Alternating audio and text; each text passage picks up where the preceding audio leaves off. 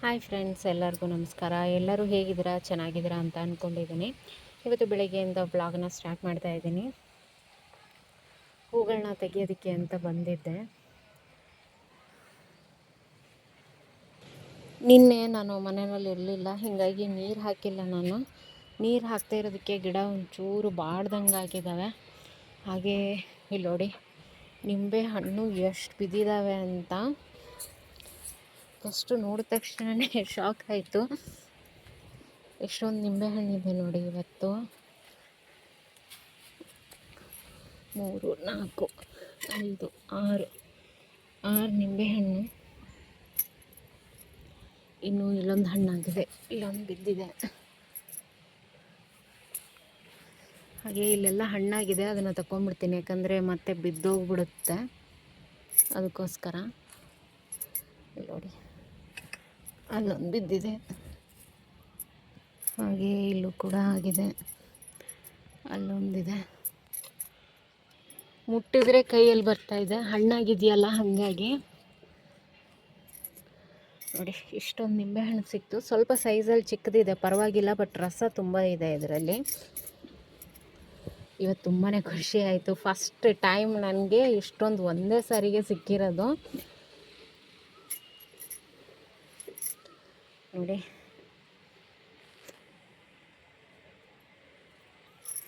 ಒಟ್ಟು ಒಂದು 15 ಇರ್ಬೋದು. 2, 4, 6, 8, 10, 12, 14, ಒಂದು 15 ನಿಂಬೆಹಣ್ಣು ಸಿಕ್ಕಿದೆ. ಇನ್ನೂ ಇಲ್ಲಿ ಒಂದಿಷ್ಟು ಹಳದಿ ಆಗೋದಿದೆ, ಅದು ಪೂರ್ತಿ ಆಗಲಿ. ಪೂರ್ತಿ ಆದಮೇಲೆ ತೆಗಿತೀನಿ ನಾನು. ಸದ್ಯಕ್ಕೆ ಇಷ್ಟು ಸಾಕು. ಒಂದ್ಸಾರಿ ಗಾರ್ಡನಲ್ಲಿ ಏನಂದರೆ ಸರ್ಪ್ರೈಸಿಂಗ್ ಆಗಿ ಸಿಕ್ಕಿಬಿಡುತ್ತೆ ಕೆಲವೊಂದಿಷ್ಟು. ತುಂಬ ಖುಷಿ ಅನಿಸುತ್ತೆ ಅವತ್ತು. ನಾನೀಗ ತರಕಾರಿ ಹಾಕೋದು ತುಂಬ ಕಡಿಮೆ ಮಾಡಿದ್ದೀನಿ. ಯಾಕೆ ಅಂದರೆ ಮಂಗ ಬಿಡ್ತಿಲ್ಲ, ಹಂಗಾಗಿ ನಾನು ಹಾಕ್ತಾಯಿಲ್ಲ. ಹಾಗೆ ಕೆಳಗಡೆ ಬಂದು ಮಗಳಿಗೆ ಒಂದು ಸ್ವಲ್ಪ ಹಣ್ಣನ್ನು ಬಿಡಿಸ್ಕೊಡ್ತಾ ಇದ್ದೆ. ನನ್ನ ಮಗಳಿಗೆ ಒಂದು ಸ್ವಲ್ಪ ಜ್ವರ ಬಂದಿತ್ತಲ್ಲ, ನಿನ್ನೆ ಆಸ್ಪತ್ರೆಗೆ ಕರ್ಕೊಂಡೋಗಿ ತೋರಿಸ್ಕೊಂಡು ಬಂದೆ. ಬರೀ ಜ್ವರ ಬಂದರೆ ನಾನು ತೋರಿಸ್ಕೊಂಬರಲ್ಲ ಹೆಚ್ಚಾಗಿ. ಅವಳು ಒಂದು ಸ್ವಲ್ಪ ತಲೆನೋವು, ಹೊಟ್ಟೆ ನೋವು ಅಂತ ಇದ್ಲು, ಹಾಗಾಗಿ ಹೋಗಿ ತೋರಿಸ್ಕೊಂಡು ಬಂದ್ವಿ. ಈಗ ಅವಳಿಗೆ ಜ್ವರ ಇಲ್ಲ, ಕಡಿಮೆ ಆಗಿದೆ. ಅವಳಿಗೆ ಇವತ್ತು ರಜೆ ಮಾಡಿಸಿದ್ದೀನಿ ಸ್ಕೂಲ್ಗೆ ನಾನು. ಇವತ್ತು ಮನೆಯಲ್ಲೇ ಇದ್ದಾಳೆ. ಅವಳನ್ನ ನೋಡ್ಕೊಳೋದ್ರಲ್ಲೇ ಇವತ್ತು ಟೈಮ್ ಹೋಯಿತು. ಅವಳ ಜೊತೆಗೆ ಇದ್ದೆ ನಾನು. ಮಕ್ಕಳಿಗೆ ಆರಾಮಿಲ್ಲ ಅಂದರೆ ಸ್ವಲ್ಪ ಬೇಜಾರು ಅನಿಸುತ್ತೆ. ಬೆಳಿಗ್ಗೆ ನಮ್ಮ ಮನೆಯವರಿಗೆಲ್ಲ ಊಟಕ್ಕೆ ಕಟ್ಟಿ ಕಳಿಸಿದ್ದೆ ನಾನು. ನಾವು ಕೂಡ ಮಧ್ಯಾಹ್ನ ಊಟ ಮಾಡಿದ್ವಿ. ಇವತ್ತು ಜಾಸ್ತಿ ವಿಡಿಯೋ ಮಾಡೋಕ್ಕಾಗಿಲ್ಲ ನನಗೆ, ನನ್ನ ಮಗಳ ಜೊತೆಗೆ ಸ್ವಲ್ಪ ಟೈಮ್ ಕಳೆದಿರೋದ್ರಿಂದ. ನಾನು ಬಟ್ಟೆ ಎಲ್ಲ ಒಣ ಹಾಕಿದ ತಕ್ಷಣವೇ ಮಳೆ ಬರೋಕ್ಕೆ ಶುರುವಾಯಿತು. ಸ್ವಲ್ಪ ಬೇಜಾರು ಅನ್ನಿಸ್ತು, ಬಟ್ ಆದರೆ ಮಳೆ ಆಗ್ತಾಯಿದೆ, ತುಂಬಾ ಖುಷಿ ಆಯಿತು. ಯಾಕೆ ಅಂದರೆ ಸೆಕೆ ಜಾಸ್ತಿ ಇತ್ತು, ಅಂದರೆ ಬಿಸಿಲು ಜಾಸ್ತಿ ಇತ್ತು. ಈ ಸರಿ ಮಳೆನೇ ಇಲ್ಲ ನಮ್ಮ ಊರ ಕಡೆ, ತುಂಬ ಮಳೆ ಕಡಿಮೆ ಆಗಿದೆ. ಯಾಕಂದರೆ ಹೋದ ಸರಿ ಜೂನ್ಗೆಲ್ಲ ಮಳೆ ಶುರು ಆಗಿಬಿಟ್ಟಿತ್ತು. ಈ ಸರಿ ಜುಲೈ ಮೇಲೆ ಆವಾಗೊಮ್ಮೆ ಇವಾಗೊಮ್ಮೆ ಮಳೆ ಬರ್ತಾಯಿದೆ. ಅದು ಜೋರಾಗಿ ಬರ್ತಿಲ್ಲ, ಸಣ್ಣಗೆ ಬರುತ್ತೆ, ನಿಲ್ಲುತ್ತೆ. ಈಗ ನೋಡಿ ಸಂಜೆ ಆಗಿದೆ. ಸಂಜೆ ಟೈಮಲ್ಲಿ ಮಗಳಿಗೆ ಈ ಕಷಾಯ ಮಾಡಿಕೊಡ್ತಾ ಇದ್ದೀನಿ. ನಾನು ಜ್ವರ ಬಂದಾಗೆಲ್ಲ ಈ ರೀತಿ ಕಷಾಯನ ಮಾಡಿ ಕುಡಿಸ್ತೀನಿ. ಮೊದಲಾದರೆ ಅವಳು ಚಿಕ್ಕವಳಿದ್ದಾಗ ಏನು ಮಾಡ್ತಿದ್ದೆ, ಈ ಅಮೃತ ಬಳ್ಳಿ ಮತ್ತು ಅಜ್ವಾನ್ ಎಲೆ ಅದು ಎರಡನ್ನೂ ಕುಟ್ಬಿಟ್ಟು ಅದ್ರ ರಸನ ಜೇನುತುಪ್ಪದಲ್ಲಿ ಹಾಕಿ ಕುಡಿಸ್ತಿದ್ದೆ. ಈಗ ಅವಳು ಒಂದು ಸ್ವಲ್ಪ ಕಷಾಯ ಥರದ್ದು ಕುಡಿತಾಳೆ. ಹಾಗಾಗಿ ನಾನು ಅವಳಿಗೆ ಇವತ್ತು ಕಷಾಯ ಮಾಡೋಣ ಅಂತ ಅಮೃತ ಬಳ್ಳಿ ಕಷಾಯ ಮಾಡ್ತಾಯಿದ್ದೀನಿ. ಬರೀ ಅಮೃತ ಬಳ್ಳಿ ಹಾಕಿಬಿಟ್ಟು ಕಷಾಯ ಮಾಡ್ತಾ ಇರೋದು. ಇದು ದೊಡ್ಡವರು ಕೂಡ ಕುಡಿಬೋದು. ನೋಡಿ, ನನ್ನ ಮಗಳು ಕೂಡ ಎದ್ದು ಬಂದಳು. ಅವಳಿಗೆ ಈಗ ಸ್ವಲ್ಪ ಫ್ರೆಶ್ ಅಪ್ ಎಲ್ಲ ಮಾಡಿಸ್ಬಿಟ್ಟು ಈಗ ಅವಳಿಗೆ ಕಷಾಯ ಕೊಡ್ತೀನಿ. ನಾನು ಸ್ವಲ್ಪ ಟೀ ಕುಡಿಯೋಣ ಅಂತ. ಹೆಚ್ಚಾಗಿ ನಾನು ಸಂಜೆ ಹೊತ್ತು ಟೀ ಕುಡಿಯಲ್ಲ, ಬಟ್ ಇವತ್ತು ಮಳೆ ಬರ್ತಾಯಿದೆ, ತುಂಬ ತಣ್ಣಗಿತ್ತು, ಟೀ ಕುಡಿಬೇಕು ಅಂತ ಅನ್ನಿಸ್ತು. ಹಾಗಾಗಿ ನಾನು ಟೀ ಮಾಡ್ಕೋತಾ ಇದ್ದೀನಿ. ಯಾರಿಗೆಲ್ಲ ಟೀ ಇಷ್ಟ ಒಂದು ಕಮೆಂಟ್ ಮಾಡಿ. ನಾನು ಬೆಳಗ್ಗೆ ಒಂದು ಟೈಮ್ ಟೀ ಕುಡಿತೀನಿ, ಅದಾದಮೇಲೆ ಮತ್ತೆ ಕುಡಿಯಲ್ಲ. ಯಾಕೆಂದರೆ ನನಗೆ ಟೀ ಅಷ್ಟು ಒಗ್ಗಲ್ಲ ನನ್ನ ಒಂದು ದೇಹಕ್ಕೆ, ಬಟ್ ಆದರೂ ಕುಡಿತೀನಿ ನಾನು. ನನಗೆ ಪಿತ್ತ ಜಾಸ್ತಿ ಆಗುತ್ತೆ ಟೀ ಕುಡಿಯೋದ್ರಿಂದ. ಆದರೆ ಇವತ್ತು ಸಂಜೆ ಕುಡಿಬೇಕು ಅಂತ ಅನ್ನಿಸ್ತು, ಹಾಗಾಗಿ ಕುಡಿತಾ ಇದ್ದೀನಿ. ನನ್ನ ಮಗಳಿಗೆ ಕಷಾಯ ಮಾಡ್ತೀನಿ. ಆ ಕಷಾಯನ ಯಾವ ರೀತಿ ಮಾಡೋದು ಅಂತಲೂ ತೋರಿಸ್ತೀನಿ ನಿಮಗೆ, ನೋಡಿ.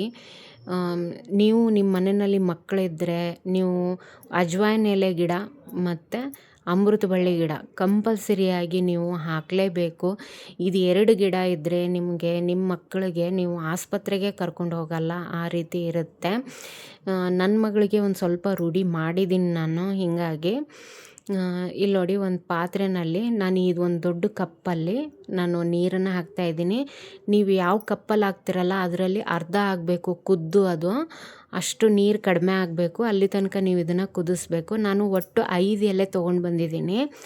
ಈಗ ನನ್ನ ಮಗಳಿಗೆ 5 ವರ್ಷದ ಹತ್ತಿರ, ಅವಳು ಅಂದರೆ 4.5 ವರ್ಷ ಇದ್ದಾಳು ಅವಳು. ನಾನು 5 ಎಲೆನ ಕೊಡ್ತಾಯಿದ್ದೀನಿ. ಇದನ್ನು ಹೆಚ್ಚಿನ ಪ್ರಮಾಣದಲ್ಲಿ ಕೊಡಬಾರ್ದು, ಸ್ವಲ್ಪ ಕಡಿಮೆ ಪ್ರಮಾಣದಲ್ಲೇ ಕೊಡಿ. ಇದನ್ನು ಡೈಲಿ ಕುಡಿಬಾರ್ದು. ಅದಕ್ಕೋಸ್ಕರ ನಾನು ಅದು 5 ಎಲೆನ ಹಾಕಿಬಿಟ್ಟು ಕುದಿಯೋಕ್ಕಿಟ್ಟು ಬಂದೆ. ನಾನು ಟೀ ಕುಡಿತಾ ಇದ್ದೀನಿ ಈಗ. ತುಂಬ ಚೆನ್ನಾಗಿರುತ್ತೆ ಈ ವಾತಾವರಣದಲ್ಲಿ ಟೀ ಕುಡಿಯೋಕ್ಕೆ. ನನ್ನ ಮಗಳಿಗೆ ನಾನು ಟೀ ಎಲ್ಲ ಅಭ್ಯಾಸ ಮಾಡಿಸಿಲ್ಲ. ಅವಳು ಆದಷ್ಟು ಈ ಥರ ಕಷಾಯ, ಇಲ್ಲಾಂದರೆ ದಾಸವಾಳದ್ದು ಟೀ, ಅಪರಾಜಿತ ಟೀ ಈ ರೀತಿಯಾಗಿ ಕುಡಿತಾಳೆ. ಹಾಗೆ ಅವಳು ಈ ಬುಕ್ಕು ನಿಮಗೆ ಮೊನ್ನೆ ತೋರಿಸಿದ್ದೆ ನಾನು. ನನ್ನ ಫ್ರೆಂಡ್ ಒಬ್ಬರು ನಮ್ಮ ಏರಿಯಾದಲ್ಲೇ ಇದ್ದಾರೆ, ಅವರು ಇದನ್ನು ತಂದು ಕೊಟ್ಟಿದ್ದರು. ತುಂಬಾ ಚೆನ್ನಾಗಿದೆ ಬುಕ್ಸು, ಗೌರ್ಮೆಂಟ್ ಸ್ಕೂಲ್ ಬುಕ್ಸ್ ಇದು. ಉಳಿದಿತ್ತಂತೆ, ಅದನ್ನು ತೊಗೊಂಡು ಬಂದು ಕೊಟ್ಟಿದ್ರು ಅವರು.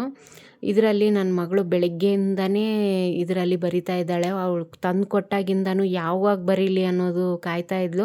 ಇವತ್ತು ಹುಷಾರಿಲ್ಲ ಅಂತ ನಾನು ಸ್ಕೂಲ್ ಬಿಡಿಸಿದ್ದೆ. ಬಟ್ ಅವಳು ಏನಂದರೆ, ಇದನ್ನು ನಾನು ಬರೀ ಅಂದೇ ಇರಲಿಲ್ಲ, ಆದರೂ ಕೂಡ ಇದರಲ್ಲಿ ಕೆಲವೊಂದನ್ನು ತನಗೇನು ತಿಳಿಯುತ್ತಲ್ಲ, ಯಾವ್ಯಾವುದು ಬರಿಬೇಕು ಯಾವುದು ಬರಿಬಾರ್ದು ಅಂತ ಸ್ವಲ್ಪ ತಿಳಿಯುತ್ತೆ ಈಗ. ಅದು ಗೊತ್ತಾಗಿರೋದನ್ನೆಲ್ಲ ಅವಳು ಬರಿತಾ ಇದ್ಲು.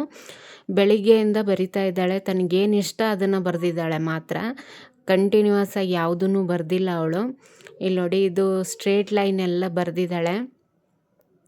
ಸ್ಲ್ಯಾಂಟಿಂಗ್ ಲೈನ್ಸ್ ಇದೆ, ಆಮೇಲೆ ABCD ಇದೆ. ಈ ಥರ ಕೊಟ್ಟಿದ್ದಾರೆ. ತುಂಬ ಚೆನ್ನಾಗಿ ಅನಿಸ್ತು. ಬುಕ್ಸ್ ಎಲ್ಲ ಚೆನ್ನಾಗಿದೆ ಮಕ್ಕಳಿಗೆ. ನೋಡಿ, ಕಲರ್ಫುಲ್ಲಾಗೂ ಕೂಡ ಇದೆ. ಇದನ್ನು ಅವಳು ಬರಿತಾ ಇದ್ಲು ಬೆಳಗ್ಗೆಯಿಂದ. ಅದಕ್ಕೆ ಏನು ಬರೆದ್ಲು ಅಂತ ಹೇಳಿ ನೋಡ್ತಾ ಇದ್ದೆ ನಾನು ಕೂಡ. ನೋಡಿ, ಇದೆ.